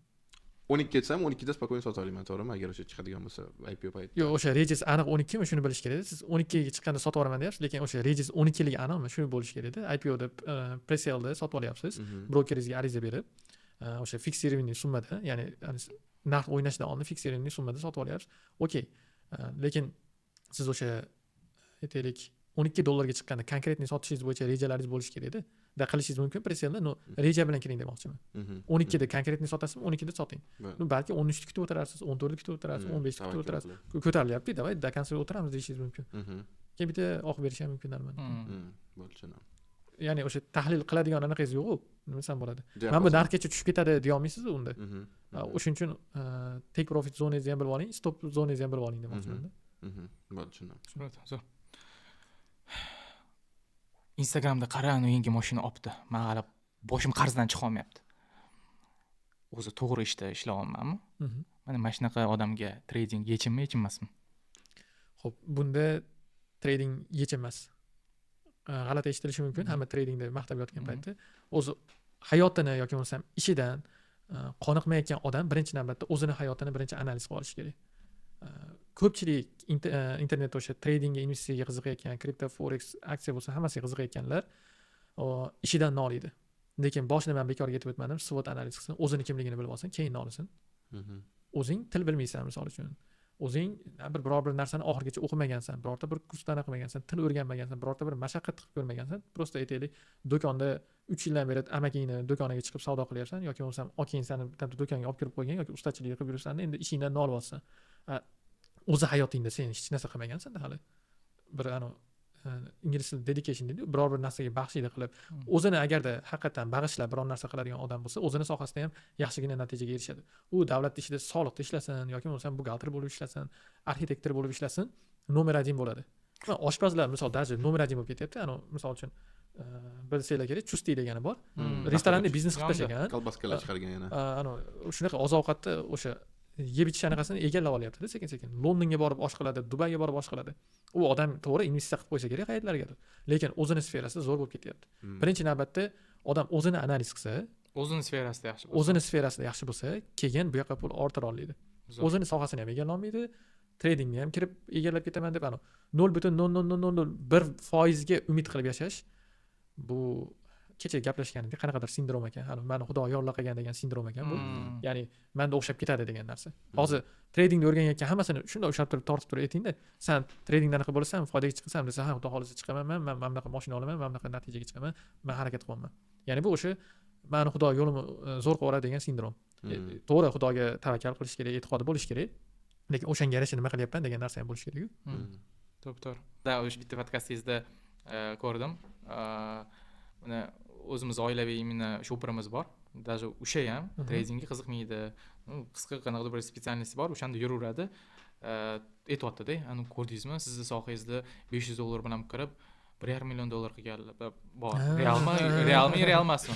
$500 tikib, taxo qilayotganlar bor, taxoni pulini chiqazayotganlar bor. Jasur, menga ham o'rgating degandek qilyapti-da shofir. Hamma Jasurni ko'rsa, o'ylashadiki, Jasurda agar millionlar bo'ladigan bo'lsa, upravlение demak Jasurda уже milliardlar qilganda. Da. То есть, bunga nima deysiz? Men сразу aytdim, то есть 100 tadan 100 ta akkaunt ochadi. O'sha razgon deydi, o'sha 100 ta akkauntdan ham $100, $500 gacha ham tikadi. Bittasida o'xshasa, katta gap. Bittasida o'xshasa. Ko'rasizmi, shansingiz qanaqa kamligini deyapman-da. Sizda qanaqa qo'shilasizmi? Xo'p, men o'zi ko'p aytdim, ana sohaga kirayotganda strukturaviy tarzda boshdan o'rganish kerak. Men o'zimiz yo'nalish bo'yicha, aksiya yo'nalishi bo'yicha prop kompaniyalarda izlanish olib borib, o'sha prop kompaniya ochganman men. Interactive Brokers bilan hamkorlik qilganda. O'shanda bir adashmasam yarim yilcha research qilganman, ya'ni izlanish olib borganman. Forexda brokerskiy kompaniya ochishingiz uchun 50 mingdan 100 ming dollargacha pul yetadi. Hozir ikkalamiz pul tashlab turib O'zbekistonga yangi brokerskiy kompaniya ochib qo'ysak bo'ladi Forexda. Litsenziyasi o'sha qanaqadir bitta orolda bo'ladi. O'zimiz bormagan. O'shanaqa kompaniya ochib olib turib qilsangiz ham bo'ladi yoki o'shanaqa ochgan, biznesini yurgizmoqchi bo'layotgan bitta broker bilan kelishasiz. Sizga o'sha dostуп qilib beradi, server olib beradi. Serveringizda o'zingiz boshqarsangiz bo'ladi. Savdoingizni 100 ta akkaunt ochib ham qiynalib o'tirishingiz shart emas. Hozir zamon zo'r bo'lib ketgan. Ya'ni server sotib olasiz, serverda o'zingiz savdoingizni ko'tarib boraverasiz. O'sha narsani men YouTube kanalimda ko'rsatib berganman. Hech qanday ko'tarib boraman. Ya'ni misol uchun savdoingizni ochdingiz, u misol uchun o'sha qanaqadir summa qilayotganlar boshidan oxirigacha o'sha narsani premyo qilmayapti-yu. Ya'ni live qilib o'tirmayapti-yu. Qanchadir muddat davomida. Qanchadir bo'lganda ko'rsatib turishibdi. Siz savdoga kirdingiz. Aytaylik, hozir narx misol uchun $100 da birorta bir aktivda. Siz 80 dan kirgan qilib ochib qo'ya olasiz serverda. То есть o'zim как будто bir sistemada o'zgartirib qo'yib, 100 dan kirmagan 80 dan kirganman deb olib turib, сделканы как будто teparadan yopib olib turib, fiksированный прибыльni mana deb kirib chiqarishim mumkin. Men MetaTraderda server sotib olsangiz bo'ladi. Men qanaqa sotib olishni bilaman, lekin men unaqa narsa qilishni xohlamayman odamlarda. Men bar Forexda emasman. Soxta demoqchisiz, hammasini. Soxta. Men qachon ishonaman? Shunaqa natija qilayotgan odamni faqat bitta holatda amerikanskiy brokerdan, Amerikada joylashgan brokerdan shotida shunaqa qilib ko'rsatib bersa. 100 ta akkaunt ochib qilsam ham roziman, bitta qilib bersin o'shani. 100 tadan bitta ham qiyin, juda ham qilolmaydi. Amerikanskiy brokerda bunaqa narsani ham ko'rsata olmaydi, chunki amerikanskiy broker unaqa laxatron Kreditni plechosi ham hammalarda kichkina bo'ladi amerikanskiy brokerlarda. Kreditni plecho juda kichkina bo'ladi. 10 beriladi u yerda. Значит, o'sha mana shunaqa gapirib chiqayotgan blogerlar qanaqa xulosa qilsak bo'ladi, mashhurligi bilan foydalanib, o'sha MetaTraderlar bilan hamkorlikda mana shunaqa harakatlar qilishi katta ehtimol. Ehtimoli bor. Ancha zo'r bitta ta'rif berdingiz. Shunaqa qilib chiqayotgan blogerlar deb. Bo'ldi, yo'q o'zi o'tish shart emas. То есть, да, har bitta odam imенно moliya bozoriga kiryapsizmi, kuzatayotgan odamingizni kimligini ko'proq, odamlar jin emas, misol uchun anaqa qiladi, bir shoshqalonlikda ishonib qolganlar ham kam emas-da. Просто meni maslahatim nima bo'lardi, bilmayman, qo'shilasizmi yo'qmi? Bitta odamni kuzatyapsizmi, yangi yo'nalishdami, sizga o'rgatyaptimi, sразу ani yomon gumon bilan boshlamang, bu kursdan so'qqa qiladi emas. Yo'q, uzoq vaqt arqonni uzun tashlang. Hamma savollaringizga javob berib ketadi. Buni bu vaziyatda qanaqaligini tushunib olasiz, u vaziyatda qanaqaligini tushunib olasiz, yillar davomida yaxshiroq tanish bo'lganingizdan keyin o'sha dasturlarini sotib oling. To'ppa-to'g'ri. Hozir bizda bitta hype qilgandaglar sotib olishyapti odamlar. Haqiqatan o'rganish kerak. YouTube'da misol uchun nima chiqargan, shuncha vaqtdan beri o'z odamlarga nima berdi. YouTube uzun videolarda qanaqa bilimi bormi yoki yo'qmi? O'sha yerda ko'rinadi. O'zimning tajribamda kriptovalyuta deydi-da, lekin blogida mana blogerda, чистый bloger, qanaqa kriptovalyuta deb aytsa, Monero deydi. То есть, mana tushunadiganlar kuldi. Tushunmaydiganlar, zo'r ekan. Monero ekan, men puli qara, men shuncha puli bor ekan deb ketaveradi. YouTube videoni ko'ring. Uzun videolarda qanaqa o'zini ko'rsatadi. Mana shu tomondan bitta narsani aytib o'tib ketmoqchiman. Bekor men ham Jasur bilan ishlamayapman. Bitta narsa bo'yicha haqiqatan bilimni ko'raman. Ekonomika bo'yicha, misol uchun fundamental bo'yicha men O'zbekistonda eng kuchli traderni kriptovalyuta bo'yicha Jasur deb bilaman, polностью. Shuning uchun men texnik tomondan bo'lganim uchun men Jasurdan ko'p o'zim uchun bilim olaman. Естественно, yonimizda bo'lib turib, bitta yoqadan bosh chiqarish narsa mana shu narsani olib boraman. Va YouTube ham kirib qaraladigan bo'lsa, primoy kursi bo'ladi. Tokenomika, ko'tarilish, tushish. Men uncha kontent mana shu Bitcoin kriptovalyutalar bo'yicha qiladigan hali odam O'zbekistonda ko'rganim yo'q, lekin professionalizm bo'yicha. Shunaqa aka. То есть nima deysiz bunga? O'zi gapim sizga qoldirmay deb ham zo'r maqta berdi. Da o'zi haqiqatan o'zbek segmentida kontent bo'lishi kerak, shunaqa foydali kontent bo'lishi kerak. Faqat o'sha kecha menga ham savol berish ekan, siz cho'ta treyderga o'xshamaysiz deyapti-da. Nimaga desam, treyderlar chiqib olib turib motivatsiya beradi, san ishingni tashlashing kerak, unaqa qilishing kerak, bunaqa qilishing kerak deydi. Keyin o'zlari ham deydi, zalga chiqib kachatsiya qilishadi, siz zalga chiqadigan odamga o'xshamaysiz ekan deydi. Ertalab turib kofe ichishadi, oynalar, pardalar ana shilpillab turgan joyda. Kompyuterlari bo'ladi, mashinalari bo'ladi. Unaqa kontentdan yararlanishish kerak deb o'ylayman. Endi trading investitsiyani men ko'p joyda aytganman, moliyani ichidagi bitta soha, yo'nalish. Demak, moliyani ichidagi odam moliyani hurmat qilib yondashishi kerak. U o'sha misol bo'ladi, Kuchinski treyderlar yaqin kelajakda, yaqin 3 yil kelajakda ichida yo'qib ketadi. Kreditlardan kelishasiz, moshdan kreditini to'lash kerak deb yo'q hammasini ham moliyaviy savod tomonidan men ham o'ylayman, to'g'ri misol uchun uncha pulli mashinaga yetib qolib, bu yoqqa chiqqandan ko'ra, естественно, bozor uchun ham bozorni bilamiz, естественно. O'sha narsani 5-10 yildan keyin nima olib kelishini. To'g'ri, endi balki qaysidir darajaga ertagini milliardlarga yoki katta multimillioner bo'lganimda boshqacha fikrlar turaman, lekin hozirgi joyimda aynan shu fikr.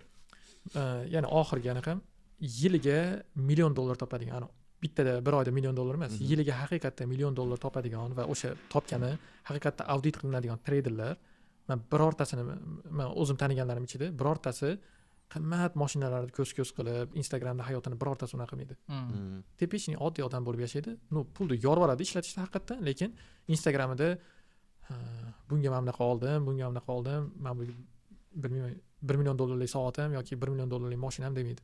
Skromni gentrad yurishadi. Bu men ham qo'shilaman bu gapga, o'zbek qadriyatlari bo'lgan insonlar ko'proq shunaqa. O'zbek emaslari ham. Men boshqa tendensiyani ko'raman, to есть xorijdan ko'proq o'sha ko'p insonlar ijtimoiy tarmoqning kuchini bilgandan keyin, o'sha davno bilib olishdi, bizankilar endi bilib kelishyapti. Shu narsani ko'rsatishim kerak, borligini ko'rsatishim kerak. Tak, misol uchun tanishlarim ko'radi, nimaga bu meni obunachilarim bular ham meni tanishim deb ko'rsatayotganlar ham men shunaqalarni kuzataman, по крайней мере. Shunaqalar ham kam emas. Mana poli infopoylamda. То есть, men o'ylashimcha, uni ham, buni ham, mashinasini ko'rsatadigan ham, ko'rsatmaydigan ham uzoq vaqt davomida o'z asli kimligini yaxshi imенно odam tushunadigan inson tushunib oladi qanaqaligini. Bilmagan baho beradi, o'ziga vaqt beradi. Oliy hakam. Shunaqa. Nurxon aka, bitta odat qilmoqchimiz podkastimizda. O'zingiz bosh bo'lib berasiz. Именно bu videomizni oxirigacha ham ko'rganlar. O'ziga daftariga bo'ladimi? Kerakli joy izohga, birinchi daftariga, keyin bizning izohimizga bu videodan olgan insaytlari, bu videodan olgan yengilliklari, o'zini hayotida qanaqa qilib uni ishlatishini yozib berishsin, kuzatuvchilar. Men buni qilaman. Videodan men oldim. Mashina qilib beraman deb yozib bersin. Shunaqalarni sizmi, bizami o'qib, eng zo'r javobiga sizdan bitta qanaqadir bittami, uchtami hadya. Xo'p, hadya bo'ladigan bo'lsa, xo'p, hadyaga bunday narsa qo'yamiz. Ras investitsiyani targ'ib qilyapmizmi? O'sha odam 3 tasini belgilaylik. Xo'p, birinchi navbatda o'sha bergan insaytlari yoki bo'lmasa bergan ma'lumotlari sal anaqarog'i 3-o'ringa kitob beraman. O'zimning kitobimni, dastlab qo'yilgan kitobimni beramiz. Xo'p, ismini yozib albatta. Ikkinchi o'ringa o'sha odamga trading bo'yicha kursini berishim mumkin, onlayn kursini. Va birinchi o'ringa iloji bo'lsa O'zbekistonda bo'lsa, bizni ofisga kelsa, biz O'zbekiston fond bozoridan bitta akkaunt ochib 1 million so'm anaqa hisob beramiz. Portfel hisob beramiz. Birinchi investitsiyasidan boshlaydi. Shunday. Zo'r. Birinchi o'ringa investitsiya, ikkinchi o'ringa onlayn kurslaringiz. Necha pul turadi? Onlayn kursim mayli, o'rasha. Qiymatini sezish uchun, yaxshi, arzon emas. 3-o'ringa kitob. Dasxat bilan Zo'r. Kattakon rahmat. Rahmat sizlarga. Rahmat sizga.